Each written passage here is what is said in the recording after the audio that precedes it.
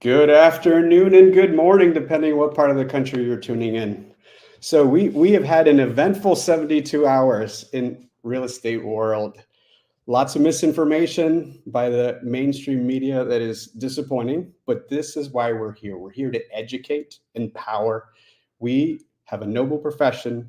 We help between 4 to 7 million families find their place to put their head at night. And we are that Sherpa that guides them through this process, and that's not going to change. The rules of engagement might change a little bit, but that's why we're here. We're going to unpack all of this for you, and then at the end, we'll give you the tools on how to move forward. So I have Holly here, who's the VP of Operations and someone I have the pleasure of working with every day. And I want her to introduce herself and talk about the background, because the one thing I want to make sure you guys understand is Holly and I are one of you. This is how we fed our families. We've been at the kitchen table. We've been in the car. And so all these changes are very personal to us, and that's why we're excited to share with you. So Holly, why don't you kick them off with a little bit about you? Thanks, Leo. Well, good afternoon. Good morning, everyone. My name is Holly Mabry, and VP for Brokerage Ops at EXP. But more than anything, I've been in the business since 1998. I skin my teeth on working with buyers every day, and then working with sellers and sitting at their table and helping them plan for next, those strategies around what that looks like. I've helped co-run a team. I've worked in the REO market and short sales and foreclosures. Gosh, then I've been a designated broker. I've had my broker's license in Arizona since 2001, and I've been an instructor nationally, served as state president, and I am really excited to help guide and be with you all as we go to next, because this is the coolest opportunity to really take care of our buyers and sellers at the next level.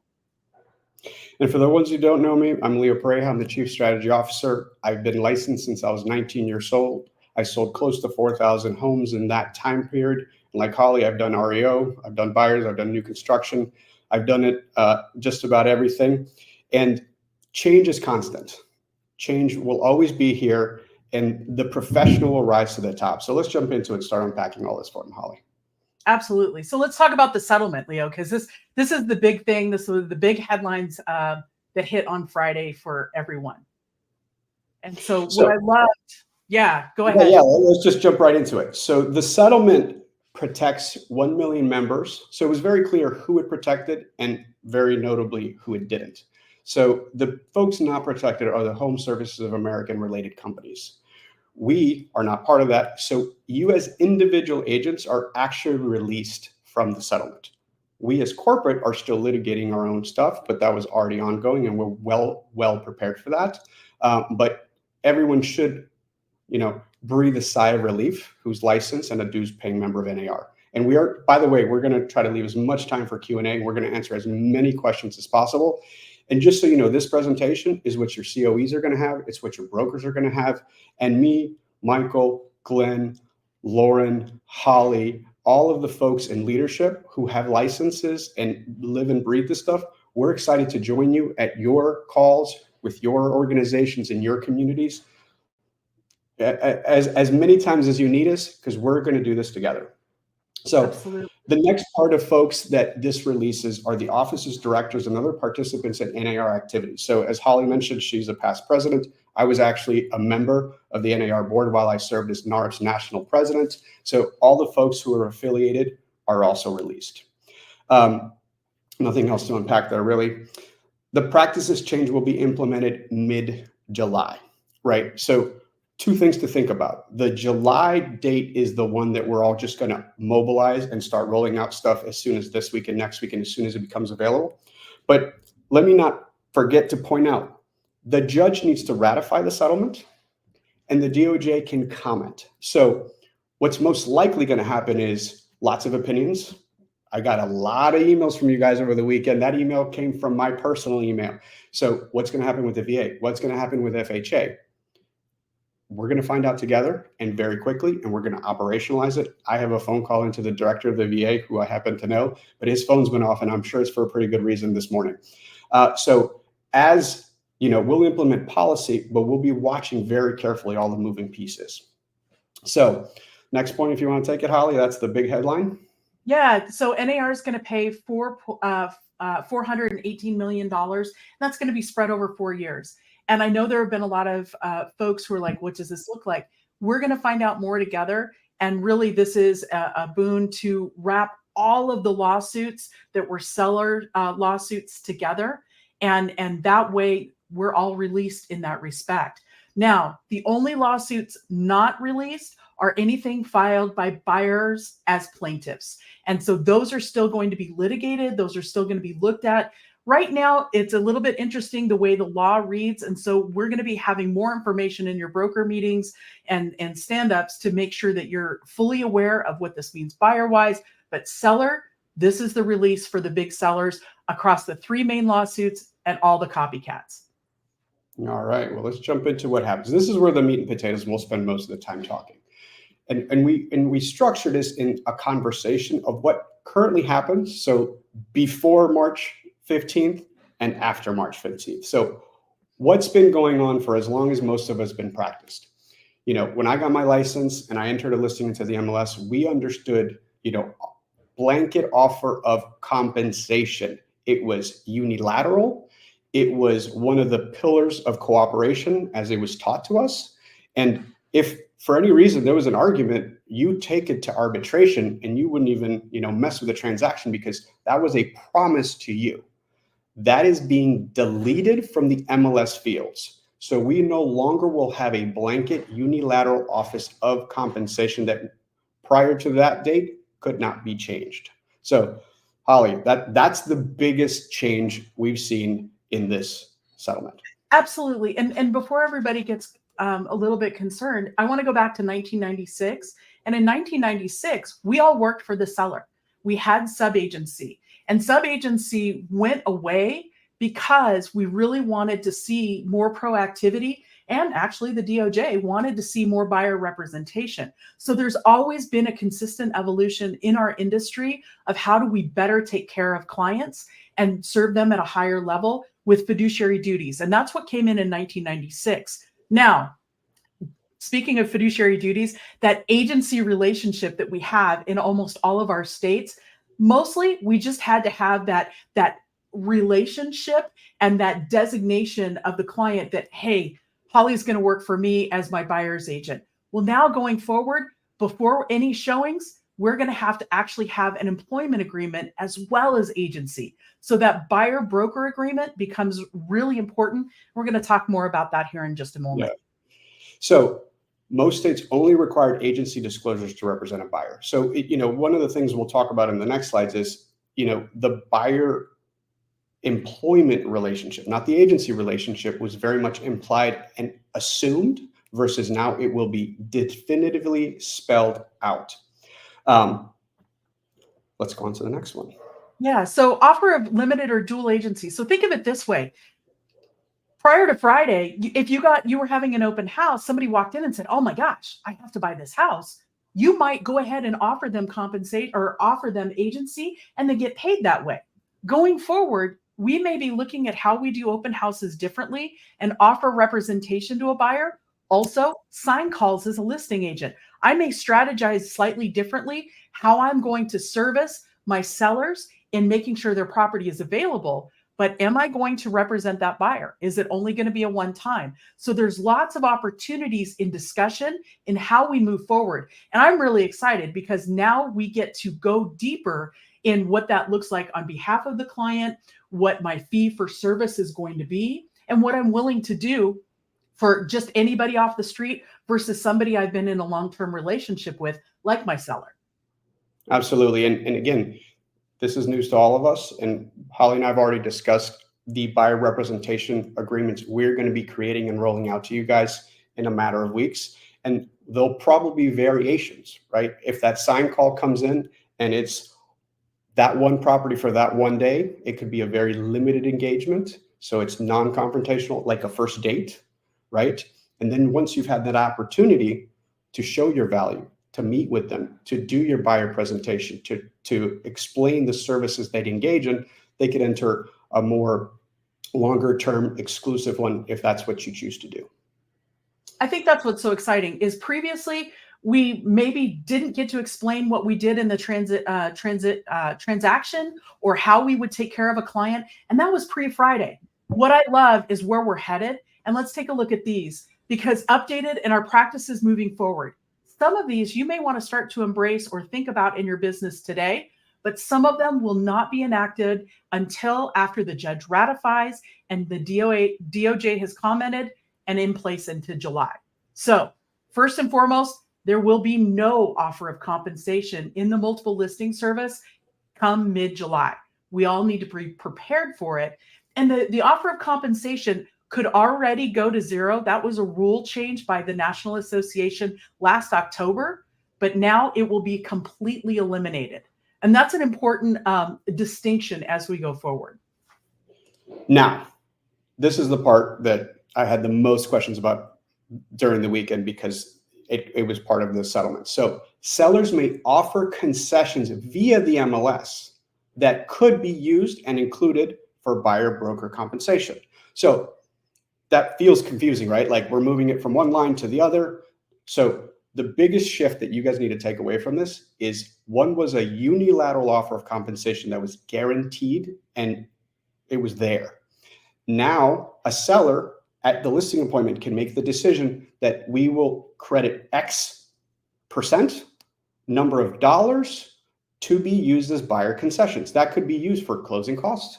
It could be used to buy down points in this interest rate environment we're in, or it could be used to compensate the buyer's representation agreement as a credit. So the example that we were kind of wordsmithing that makes a lot of sense is today, you could show a property that says $5,000 flooring credit because the dogs tore up the floor and they didn't want to deal with it prior to listing. And so it's advertised. But what happens in practice? If the agent writes up that offer and does not ask for that $5,000 credit and that contract gets ratified, in the world of real estate, we operate by what's called statute of frauds. It's a very specific definition for real estate contracts, where in the greater society in the US, there are many states and many forms of oral agreements that are enforceable. Real estate specifically is one where it is not. I feel like it's a baptism by fire initiation of almost all realtors when you forget to check off that washer and dryer and we buy one the very first couple of times of writing a buyer agreement. This will be that. Any credit advertised as a concession has to be part of the negotiation. And let me give you some more examples. If a property is listed for $1 million and someone offers $950 and there was an advertised credit, there's no assumption that that will be part of the contract. In the current form of the world, if it's marketed at $1 million and you offer $950 and they offer compensation is 2.5, 2.753, whatever it is, that percentage is tied to that contract and it can't be negotiated. That's the crux of what they're trying to get at here. So must be passed into the contract, must be subject to open negotiations. So think about that. Any credit that will be used for the buyer commission can be pen stroked and negotiated back and forth. And this is another huge one. The buyer agent may not be paid more than the pre-negotiated amount of the buyer broker agreement. So if your buyer broker agreement said 2.5 and the seller was advertising 3, you may not receive more than that number. That is a very, very big distinction. Sorry. And it's really important. No, not at all. I think what becomes so important here is setting your value up front. If you go in and say, hey, I'm only going to get paid $1 and suddenly there's $10,000 on the line, guess what you're walking away with? $1. So that's why right now, as we prepare for July, we're going to be working with you and for you in building out better buyer broker presentations. We're going to be upgrading the buyer broker agreement so you've got quick use of that from EXP. And also, we're going to be looking at other shareables so you can educate clients that maybe haven't met you yet and maybe want to work for you or with you. And so those are opportunities. Now, this is the other key thing. And this is already a rule, but there was a huge distinction that came across in the settlement as proposed. Right now, I can't advertise my services for free. That's already been a rule.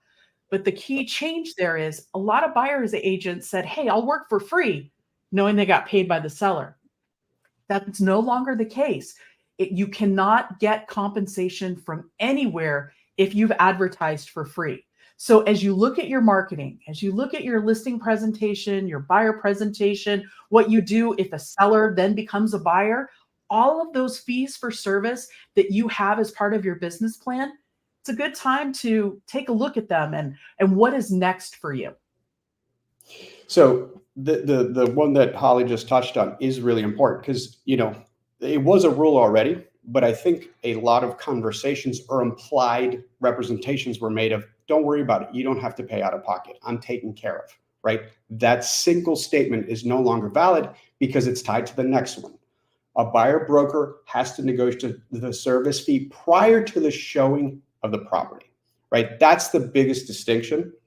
We have a sentence for you a little further down of how you need to think about this and always remember it. But, I was on the phone with Holly and Jim Bramble, our general counsel, and several outside lawyers all over the weekend because, the other thing, we will see the final versions as this progresses. But my agent hat came on. I said, what if I said, okay, you guarantee me a $5,000 retainer, but if I can negotiate up to 3%, I get the difference? No, you can't do that. There is no whatever the seller is willing to pay. The fee has to be agreed upon. But the question I asked directly to several attorneys was, if I agreed to, let's say, 2.5, and there are concessions for closing costs and credits for a washer dryer or any of those things, may I reduce my agreed upon fee? And the answer is yes. You can go down on your fee. You just can't go up on your fee. So remember that. And then when you start to look at the unilateral offer of compensation, this is where your listing agent hat needs to come on, and you're having great conversations with your sellers as these new rules go into effect. Basically, when you look at this, the unilateral offer of compensation is going to go away. Sellers may negotiate buyer to buyer. So for instance, if I'm a listing agent and I've got Leo on the other side and I have such a great relationship with Leo, I know that he closes more deals than anybody else in our market as a buyer's agent. And when I get an offer, we are most likely to close.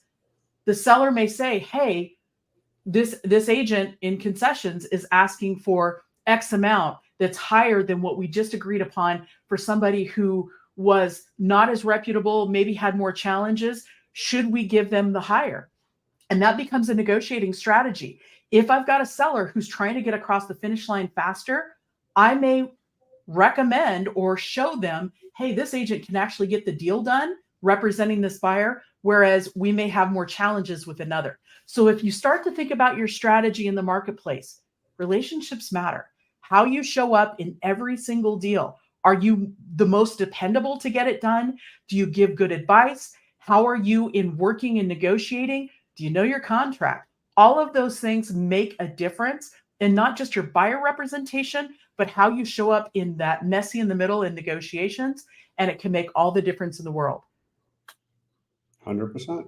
Yeah, it's exciting as we go forward. So let's give you some tactile tools. We know that the seller's offer of compensation is going to be eliminated in the multiple listing, and we're already seeing 0. We wanted to give you a clause that you can use immediately today. And I will share with you all, I've been using this clause for quite a while, about 15 years, going through the short sale market and REO where they were cash poor transactions. Buyers couldn't pay me. There wasn't much offered. And so I was inserting this clause into my contracts, and it works really well. So seller to credit buyer X amount at close of escrow to satisfy buyer's contractual agreement with buyer broker. Now, the key to this, you must have not just a buyer agency agreement, but a true buyer broker agreement to get this paid. We've not had any issues with FHA. We've not had any issues with conventional or USDA. VA, we understand is different because whatever is offered in MLS is what is allowed to be paid. As Leo said, he's got to call in to the head of the Veterans Administration. We do anticipate rule changes, and we'll be bringing those to you as we are aware of them. And as just in time, I was wordsmithing with Ed Zorn of CRMLS this morning, And he even suggested a language that says seller to credit eXp Realty X percentage with successful closing, because we think we can make the argument under VA right now, because historically they allow buyer brokerage, which again is not fixed. It could be as little as 1.5%, 1%, 2%, 2.5%, 3%, 4%, right? And under the current rules of VA, I would make an argument to an underwriter that satisfies it right now. So lots to come, but we wanted to give you tactile go started this afternoon as we see these changes start to flesh out across the board. So this is our big takeaway, Leo. Yes, this is the mantra, everybody. If you remember only one thing Holly and I said today, this is it. Treat your buyers like you treat your sellers. Think about it. When you meet with a seller, mostly because of the rules that involve a listing agreement, you don't just kind of meet a seller and go, yeah, let me see what I can do. And there's no agreement in place and there's no expectations of I'm going to do X, Y, and Z. Like sellers, you have a presentation. You are typically competing with multiple people. You sell on value. You explain your services and why one company charges less and does less and one does more and you get more. That is the way of the world now. You treat your buyers just like you do a seller. You get a consultation, you pitch, and you compete for the value you will deliver for the fee you're willing to accept. So again, one takeaway today is you now put on your listing agent hat when you meet with a buyer and you treat them the same way. So we will be delivering all the assets that you will need in order to do this. Do not worry. We are feverishly working on delivering in days and weeks, not months. But that's the one takeaway. 190 pages, tens of hours of lawyers. That's what you need to take away from this. Yeah, and think it's a consultation and a strategy. When you think of how people need to buy a home in this market, it takes great strategy. Interest rates are higher, home inspections, loans, all of those things. How are people going to buy? So why not strategize with that buyer? They need your help more than ever. And quite frankly, so does the seller. So this is a great opportunity to step forward and embrace what's next. So we wanted to give you some takeaways. What can you do today? And let's start with working with sellers, Leo. Yeah, so this is going to happen today. I opened up by saying I'm actually super disappointed with the amount of clickbait nonsense headlines. The death of the 6%. First of all, the average commission in this country has been 5% for the last couple of years, so not even close to 6%. That agency goes away, buyers agents disappear. There's a whole lot of misinformation. So your very first thing today is to be knowledgeable and be well prepared to explain this. This will be on YouTube. So I encourage you to go back, listen. If you're one of our agents, if you emailed me over the weekend, I probably responded, right? There was a lot of engagement. We're all here. If you're at eXp in workplace, you can message any one of us. That's actually one of the beautiful things about our flat organization. You message Glenn, you message Michael, you message Carolyn, you message Holly, you get us, right? And most of our cell phones are in there. So this is what needs to happen today. You need to combat the misinformation that's out there. How does compensation work to a buyer broker? So the very first thing I would do on a listing appointment, I've already had agents call me over the weekend to say, I'm going on a listing presentation, or I took a listing last week and the sellers are saying, I'm not paying that. CNN said I don't have to pay that anymore. So information is king and you guys need to be able to articulate it. So the first thing, explain the unilateral offer of compensation that currently exists. And if you were to take a listing today and they don't want to offer it, you just put in 0, which according to NAR, that it's already in effect. And we can operate with the rules of July today if your seller chooses to. Do not lose a piece of business because they were misinformed. You are empowered and have all the tools you need to operate as if. And I think the biggest thing there, right? Like if you're going to meet with the seller this afternoon, take the EXP rider to the listing addendum, whatever your local listing employment agreement is, in SkySlope, under SkySlope forms, is the EXP rider that already breaks out and gives the seller that opportunity. Hey, do we want to offer buyer compensation? And we've had that for you for gosh, since October. And we're really excited to make sure that we're having these better conversations to put out there. And now going forward, buyers will get to determine, hey, do I want to hire somebody? And if I do, what am I willing to pay them? When you start to sit down with the seller this afternoon, go through what does it look like in today's market? Are we going to offer compensation? Pull comps in the surrounding area. What is being offered? Does your seller want to compete at that level? Do they want to take a price reduction? It's kind of like, hey, am I going to paint the house and upgrade the flooring and the countertops? Or am I going to take a haircut and not worry about doing those upgrades? Those are all part of your strategies when you think about what's going on in the marketplace, what is important to your seller.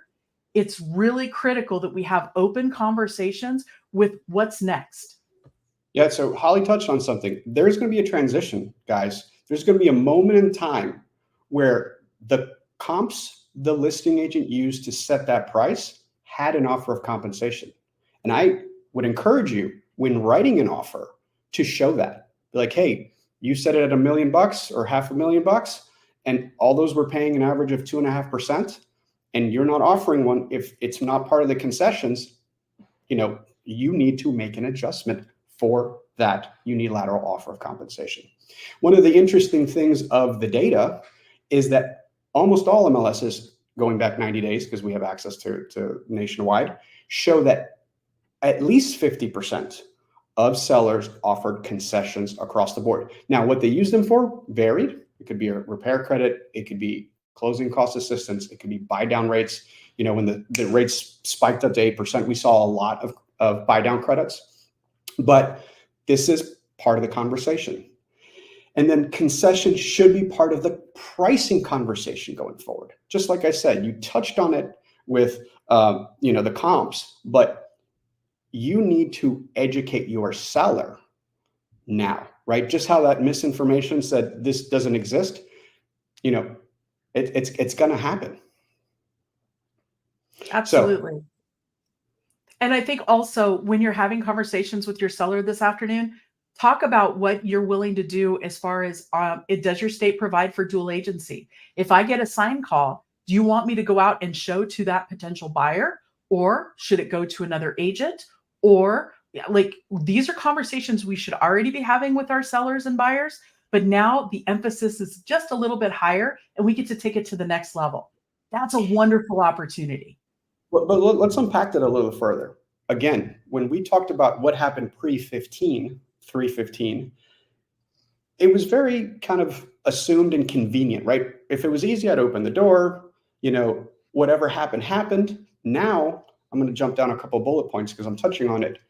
I fully expect to see dual rate commissions or variable rate commissions, and it depends on the state what they call it. So what does that mean, Leo? Right? That means when I take a listing, I'm going to agree to representation for the seller, X amount. But I'm going to have a conversation with that seller to say, hey, in this new world, we're not offering a buyer compensation. There are going to be a lot of consumers who read the clickbait news that said, I don't want a representation, and they're going to call me. I'm not allowed to unlock that door unless we have an agreement in place.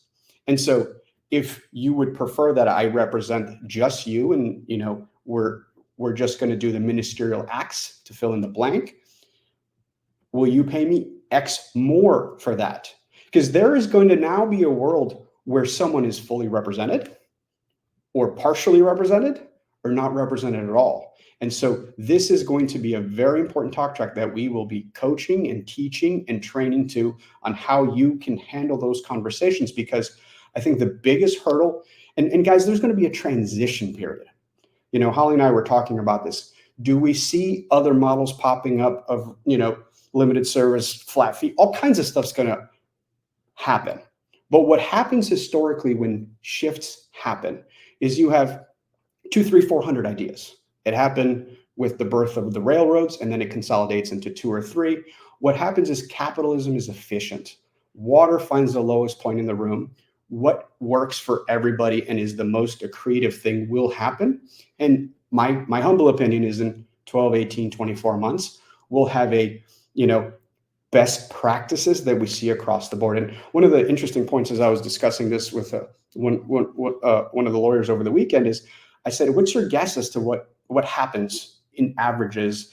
And the interesting response was, we won't see averages probably anymore.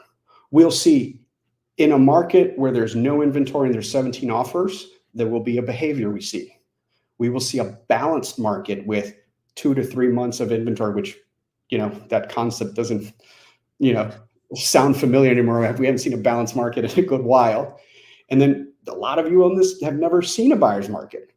Holly and I sold homes when there was 18 months of inventory. There was once upon a time where out of 10 houses on one side of the street, I had 5 of the listings for Fannie and Freddie, right? So that will be a different behavior. You will incentivize the behavior that you need to stimulate commerce, right? At the end of the day, this is pure and free capitalism. And I truly think that that's one of the beautiful things about what we do. I think the folks who deliver value and can articulate it and build systems will actually thrive through this. So sorry, I skipped the one bullet point I want to make sure. Sure. Back to that listing appointment this afternoon. I told you guys I was jazzed up when I got here. I didn't sleep much because I was so excited to share some of this stuff. It's going to become a very serious education process for your seller. If you're selling a home in the FHA VA limits in your county, which you better know, you need to explain that there are things that are different than for a conventional buyer outside of that range, right? So we will give you all the data so you're the expert, but you just will have to start getting into the practice of communicating these different nuances, because what you don't want is halfway through the transaction, someone's got one way of looking at the world, and we could have the deal fall apart. So dual rate commissions and variable rate commissions are going to be a thing. Get really, really clear understanding. What do we do with a buyer, right? I guarantee you, starting tomorrow. I had an email from an agent who said over the weekend they had buyers who forwarded them headlines go, I'm not paying you anything. I'm not going to pay you, right? In the current world, that's still not an issue because most of the listings have an offer of compensation, but there's a lot of misinformation. So you have to be the Sherpa. You have to be the agent, the expert that guides them up the mountain and protects them from the perils they're not aware of. And update your listing packets, menus of services, fees for services. And don't be surprised if we see a proliferation of people experimenting. Flat fee, a fee for opening a door. I'm fully expecting to see a whole lot of creativity till we find, and again, and just like today, there are, high-end boutiques, full service, limited service for all experiences across society today. I think that's the key is when you know who you are and how you want to run your business and you know your numbers, you can adjust very easily in this market. And that would be my challenge to all of you watching is look at your numbers, look at how you want to make pivots. What kind of agent do you want to be known for in the marketplace? And start articulating that. Start articulating what it looks like to work with you, what you bring to the table, and why it's so fantastic. You can sell on value, you can sell on price. As Leo said, capitalism drives, and this is a great opportunity. Now let's talk about buyers, because this is where I also get really excited, because I want you to start thinking about your buyers just slightly differently. How many of you are buyer agents and the phone rings and you're gone, right? Like you're out and you're opening doors and you have that passion to meet people and help them find their next, place to make memories. Well, I want you to think about what that looks like when a buyer calls and how you have that conversation, because now is a great time to educate them beyond the headlines, but also what is coming soon. If you've got buyers that are not quite ready to buy, but they're thinking about it maybe later this summer, great. Those folks are in transition, and set them for success. So if you're thinking of your social media, and I'm thinking of quick hit reels and quick hit TikToks, if you will, great. Talk about 3 things buyers should know in the market right now. Talk about 1 question to ask every agent that you're going to go interview. Encourage people to dig in and understand more about what makes their market work, because the more you're that kind of community resource and you're leading with value, the more trusted you become and the more people pivot and want to ask and work with you. And that's the key in all of this. We're going to be, as a company, driving as much information for you to leverage and use. We're going to help you update your buyer packet and so forth. but what does it mean to show your value? Can I find it on your website or your video blog? Can I find it in your social media? And if not yet, we're going to be creating those things for you to help in a social media package, all of it, to really explain to buyers what's new and what's next. And that becomes really, really important to all of us. And there's folks on here who are probably stressed out because a good portion of their business is lead gen from the internet, right? And what we've been trained to do over the last couple of years as those lead sources grew was speed to lead and appointment at the property to build rapport, right? So I'm talking to a very specific group of you right now. You will have to modify that. We will be rolling out a buyer representation that's one page. That's the goal, where it's like, hey, this is just for this property and it could be this price. But if we get to a consultation and we go have a cup of coffee and I get to do the full presentation, it could be something else. One could lead to the other. And again, we will see the most creative, smartest folks. One of the things that I talk about anytime I'm in front of you guys, we are the #1 company by agent count, but more importantly, we're the #1 company by transaction count. No other company in this country serves more families than we do. And so we have the opportunity to continue to serve as many families as we do. And the folks who are most educated and can be the calming voice through all this will win. So let's talk. You talked about the lead gen folks. I want to talk to our brand new agents out there who maybe are a little bit nervous. Being a brand new agent and with a company like ours, in the stats that Leo just shared, those are stats, they belong to you. And those are things that I want you to capitalize on in speaking in your local marketplace. Who better to support you through this transition than a company like ours? One of my favorite things as a brand new agent, I lived with my grandmother. I was fresh out of college, and I had to look up the word escrow. I didn't know what it meant. And so as a result, it was like, how do I do this? Well, that year I sold more homes. I was one of the top people in my company, my little office, because what I did is I turned around and I said, all of these people, and I added up, how many people had been in the business for a while. All of these people are behind me and helping me go forward. And I want you to do that with EXP. I want that part of your buyer presentation. I want that part of your seller presentation. And I want you talking about what's great about your affiliation here, because that makes the difference. And so as you start to look at updating your resume and stats with key terms, like, how much money have you saved your clients on average in every negotiation? How many contracts did you have to write to get them to close? Especially for those of you who've been working in this market for the last year, 18 months. Man, were you one of those people that were able to close the gap quickly? That's huge. What does that look like? What's in it for the buyer in hiring you? And get that information out. The more we can do, that will make a difference in why buyers hire you. Because we already know buyers typically only interview one agent. Why not show them why they should ask multiple agents and they always come back? One of my favorite scripts is, hey, until you have chosen your agent, please know anything you say can be used against you in a negotiation. When you're ready, I'll be here to serve. And those kinds of scripts go quick and people go, wait a minute. What do you mean if I say something, it could be used against me in a negotiation? You walk into an open house, you say you just won a bunch of money or you got left a bunch of money. As a listing agent, I just heard that we can get full price.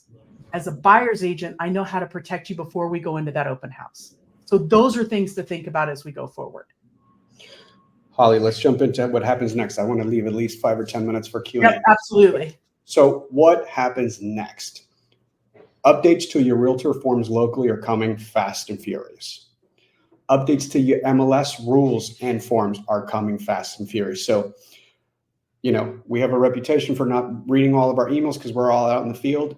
Read everything your association sends you, your MLS sends you, and please, that we send you. We fully expect updates to FHA and VA borrowers as they will be impacted.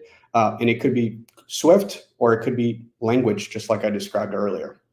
Updates to the relocation market.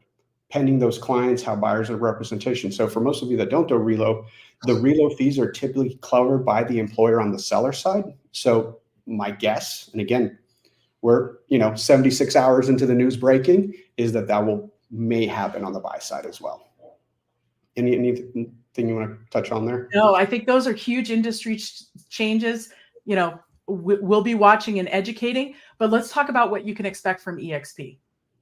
And we're really passionate about this. Yeah, in the coming weeks, we will be updating the listing rider addendum for all the language needed to comply with the settlement. So as Holly said, as of October, as soon as the settlement, the lawsuit went the specific way, we already did that, but we're going to make sure it's fully adapted to the specifics of this settlement.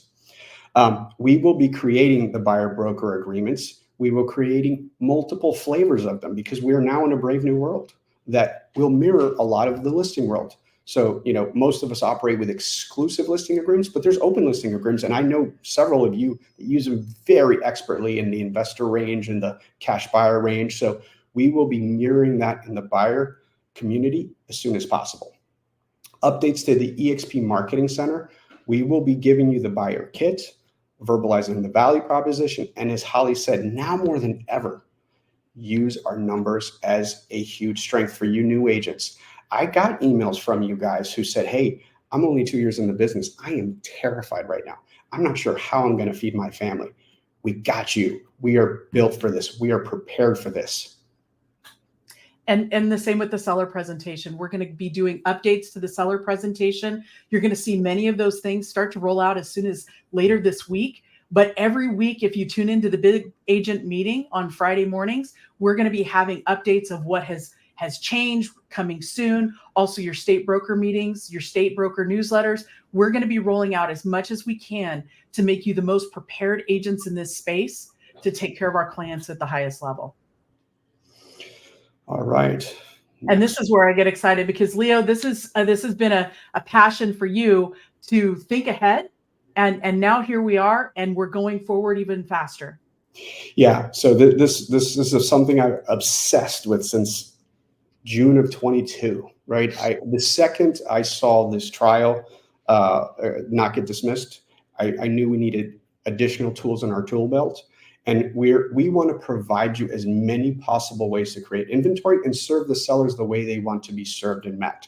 So, as we dove through the settlement, we will be actually modifying this where we think we actually just created even more opportunities to not only be completely compliant with all of what the DOJ and NAR want, but also give you the tools to compete and stand out even more. So we can leave this one up for a little bit, as we can leave this one up the entire time, but I wanted to leave at least 10, 15 minutes, which I think we managed to do. So we're ready for Q&A, Randy, if you want to start just throwing them in the chat. I'll just jump right into the elephant in the room, which was the number one question I got via email over the weekend, which is, are we leaving NAR? Can I leave NAR? And the answer is, we're going to do what's best for you and us. Right? That is our number one priority. We are here to serve you. We've seen a lot of companies say, we're pulling out of NAR asterisks where possible and applicable. And honestly, frankly, I'm going to call that lip service because operationally, in most markets, you cannot participate in both the MLS and access to forms. So I'll give you a clear example. In California, you do not have to be a member of California Association of Realtors to join CRMLS. You could be a non-member participant, but to then have access to the forms, you need to then pay $1,500 a year, right? So, we will do what's in your best interest and our best interest, and the release actually came from your membership dues. So this is something we'll be watching on a super regular basis, and just stay tuned is my answer to that. So as of right now, it is very useful for operating, access to the MLS and getting the forms. The moment it does not, I would say it's up for review. I think the other option is EXP, what I appreciate is always a personal choice, how you run your business, the things you do. And so if you feel passionately about not wanting to be a member of the National Association, okay. We do have another brokerage, which is eXp Commercial, that if you choose to change to, we can make that happen. Just reach out to your state broker and we can support you as needed. But again, no forms, and so it's a bit more costly on that end. Yeah, so what does that mean? I don't know if any of you have done a commercial deal before. Typically, there is an outside attorney fee to review the contracts and to create them and to prep them. So again, we actually can do that. You could be part of eXp Commercial and actually write residential contracts, but you won't have access to the MLS in the vast majority of them. Off the top of my head, and I could be wrong here, so feel free to correct me, or somebody probably will in the comments. California and Colorado are the only two states that I'm aware of that allow that. There could be others. And again, guys, the world is changing minute by minute. We don't know what it'll look like in 30, 60, 90, 120 days. And as I said, we reserve the right to review and change our mind. I love this question. Why would a buyer now want to work with an agent? Let's assume the seller is still willing to pay the buyer agent commission. Can the agreed upon amount be paid from the seller side as current, or can it only be paid by a concession? So there's a couple of questions in here, Leo, to unpack. Yeah, you want to take it? I got lots of opinions, but go ahead and take it real quick. So why would a buyer now want to work with an agent? Honestly, at the end of the day, this is one of the most complex transactions somebody will ever take on in their life. It's super easy to go to Zillow or Realtor.com and search for properties. It's super easy to think what it might be worth. It's not super easy to know this home inspector is better than that. I also need to be paired with this lender, how to advocate for in an appraisal, right? Also, what concessions should I be asking for in the contract? What else should I be aware of that is going on? Gosh, are there issues with drinking water? Is there issues with flood zone? Do we have airport noise? All of those things that, because you work closely in a community, that you know innately to either make disclosure, help find the right information, and guide that buyer through the most complex transaction. Also, buyers are continuing to live their lives. They've got to get the kids to school. They've got work issues. Maybe they're taking care of their families and parents. Their mind is not on the transaction 24/7, but yours is as the professional. And that's the opportunity to be hired. So said differently, I always say this to folks. Real estate is the single largest investment the average American family makes. It happens on average 3 times. It's infrequent. So it used to be 7. It's moving towards 9-year average in between transactions. And it is highly emotional. Half of my career, I said, our job is to keep the parties from suing each other, right? The rates of litigation, this is a statistical fact, for FSBOs that end in litigation versus represented parties is staggering. The two stats that I would be very familiar with, and again, we will be giving all of this to you, is FSBOs typically sell for less than represented parties because there's no experts helping negotiate. And I want to say it's like 3 or 4x times the percentage that they end in litigation. So that question really digs at, what is your value prop? How are you representing value? And again, it could be commoditized, which I fully expect to see some people do. And there'll be 2 sides to the pendulum. I fully expect to see people continue to get the same type of percentages they've been experiencing if they can articulate the value proposition and the buyers can see the value in it. So again, I'm looking off to the side so I can get to as many of these as possible. Does the credit from the seller to the buyer paragraph include the listing agreement, or that's no longer part of the transaction? So in the listing agreement, you can put in there that the seller's offering a concession. But again, the distinction here, it's an offer of a credit is not guaranteed unless fully negotiated into the contract. That's the biggest distinction. I saw one a second ago. Does this affect rentals? It does. It does. It did not specify one or the other. So the offer of compensation is being deleted. Unilateral offer of compensation. Concession is a separate word. I think we've got a question specifically to the state of Wisconsin that doesn't require buyer agency. That's great. Buyer agency may not be required, because everybody's a sub-agent of the seller.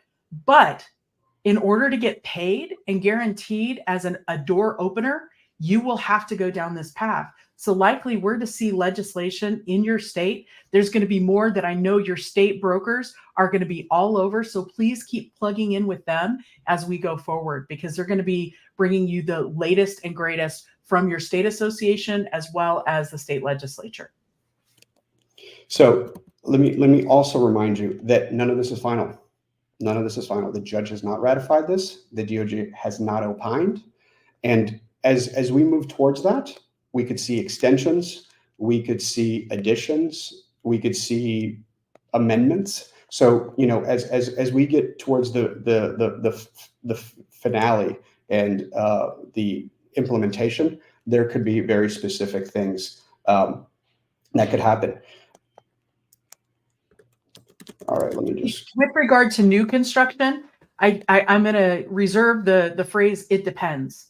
If it is something that is, again, this is coming out of NAR settlement with the Department of Justice and the Realtor organization specifically. So if you had listings that were on the multiple listing, if you were taking listings representing a seller, yes, it absolutely impacts. If you were going to a new home subdivision, we'll see. And we'll have more information as things kind of unfold and what to expect. Yeah, but let's touch on that, because I live in Miami, and you know, we have big towers that offer 5 and 6% during the pre-construction phase. I actually asked an attorney that over the weekend, because that's a very real thing. And what he said is, if you represent, like, and again, in my market, we have some amazing teams with us that actually do a lot to be able to be even eligible for that. What do I mean by that? They actually go to Latin America and Eastern Europe and Dubai, and they go to these countries where the, you know, affluent folks want to get their money into the US market.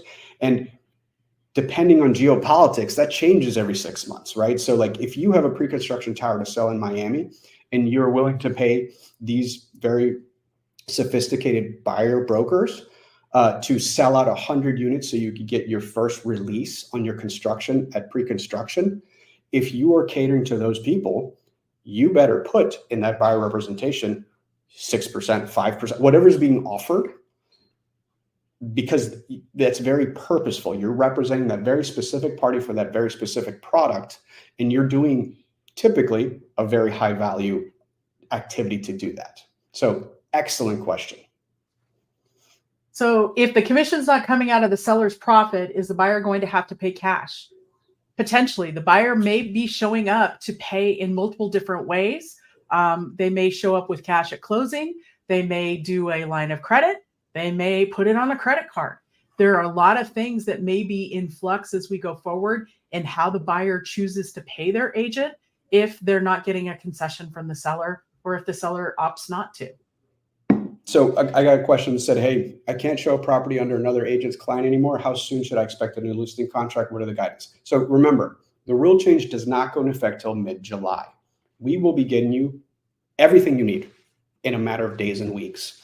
And we will then be spending countless hours training you, answering questions, daily stand-ups. We've already operationalized across all the markets with the COEs and the brokers. And Holly and I, Glenn, Michael, I'm, you know, volunteering everyone to be there to answer these questions, because don't forget this part.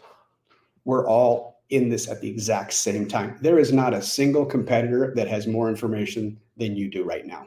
We all found out about it at the exact same time. We're all making our own internal analysis, which could shift as we get more information. And like I said earlier, I fully expect to see a whole lot of creativity come July, going into December of next year. And once we see a pattern, and again, it's not us, it's capitalism. It's efficient markets. It's what happens in a free enterprising society. We will start seeing the winning models. I think it definitely comes down to you as an agent being nimble. And Glenn said it so well in his video message to all of us this weekend. Stay nimble, stay positive, and keep looking forward, because it makes all the difference in the world.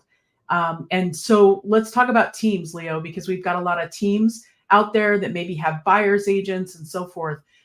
We are looking at what this does, what adjustments and best practices we might see for teams and strategies out of that so we can help you prepare and adjust maybe what's next for your teams. And so could it be team agreements, how you show up, how you take listings, all of that. Working with Zillow, we are taking that all under advisement so we can help you chart the path forward. And let me address the buyer referrals from internet companies, right? Because and Holly and I are the ones who sign those and review those. So the way your current agreements are is they get a referral fee on whatever buyer broker commission is earned. So by the current agreements that are in place, nothing changes. Nothing changes. Whatever you manage to negotiate, up or down, is what they participate in. So, you can take a deep breath because actually we don't have to put any more paperwork. And guess what? I was on the phone with all of them this weekend too. So that's their expectation. As we get new information, we'll have new information and we will be nimble and adjust. But again, we're all making this, implementation and shift in real time. As we go forward, places for you to keep a watch. Definitely going to be the big agent meeting every Friday. Also, be watching your state newsletters and attending your state meetings. I know that we do have an operationalized team that is going to be meeting and pushing things out. If you've got large networks that you would like a guest speaker to, please reach out to Leo or I, and we'll make those arrangements. We'll make sure that somebody is there for you and helping, whether it's a member of the state team, member of leadership, Lauren, myself, you name it. We want to help you be so successful as we take on the next few months together and we adjust to the changing currents and tides. Absolutely. So, the one thing I keep thinking about is it was perfectly okay to be afraid. We were confused. It was a shock to the system. But today we wake up, we gather all the information, and it's the expert. If you've ever seen me do a keynote, I actually use this analogy a lot because I think it's super important. In today's internet society, which again is a direct parallel to the home buying process, every buyer can find something on the internet and look at the photos, just like I can get on YouTube and decide to train to climb Mount Everest. I can get the diet, I can find the gear, I know what workouts to do, I can look the part. But by the time I'm ready to ascend that mountain, I'm going to hire that local expert who's done it 500 times, who's going to carry my gear, is going to walk me to the path of, if you go left, you will die. If you go right, it's no big deal, right? When a storm is coming, I want that local expert to look and say, you know what? That's no big deal. Let's just set camp. Let's make a fire and wait it out. Or they go, you know what? That's actually a crack in the foundation and you're going to lose a lot of money. Let's back out of this deal and go home. Because I firmly believe that the experts who deliver value and true representation will never go away. So I think with that, we bid you adieu, and we will be talking to you a lot. We will be showing up everywhere. Be omni-channel with us. Read everything we put in Workplace. Please, please, please read all the emails we send you. Show up to your meetings. Show up to your community meetings. We will be everywhere. We are with you. Absolutely. And we'll see you on the road, the regional rallies. We'll be rolling out information for you there all this next month. Look forward to see you in a market near you. Take care, everybody.